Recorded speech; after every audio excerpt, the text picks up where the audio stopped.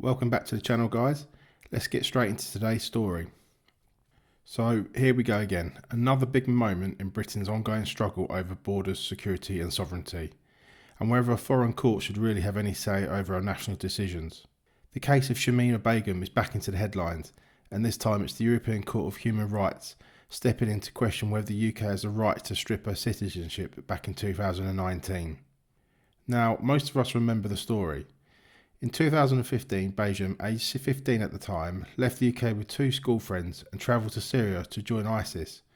Not to study, not by accident, but to actively live under and support one of the most brutal extremist movements in modern history. She stayed there for years. She married an ISIS fighter. She lived in the so-called caliphate, and only when ISIS collapsed did she suddenly discover an interest in coming back home. The UK government at the time made a clear decision. Her citizenship was removed on the grounds of national security. And for most ordinary people in Britain, that felt fair. Actions have consequences.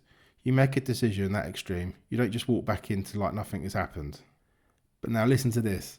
We have the European Court of Human Rights question whether the decision was lawful, whether the UK should reconsider, and whether she was treated unfairly.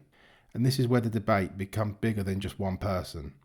This isn't simply about Shamima Begum, it's about who really governs Britain. Is it Parliament? Is it our own courts? Is it elected representatives? Or is it court overseas that nobody voted for? Because for a lot of people, especially on the right, this isn't a story about compassion or process or technical legal arguments. It's about sovereignty. Britain made a security decision. A democratic government made a judgment call. And now another court outside the UK is effectively saying, are you sure about that? Maybe you should think again. You don't have to agree with every decision a government makes to see the problem here. If a country cannot decide who gets to be a citizen, if it cannot decide who is allowed back into after joining a terrorist organisation, then what does sovereignty actually mean? And let's be honest, voters were told after Brexit that taking back control meant taking back control of our borders, our laws and our decisions. Yet here we are, still arguing with foreign courts over national security. Now, of course, supporters of Begum argue that she was groomed, that she was vulnerable and she was a child who made a terrible mistake. And yes, people can acknowledge that her story is tragic, while still believing the UK made the right decision.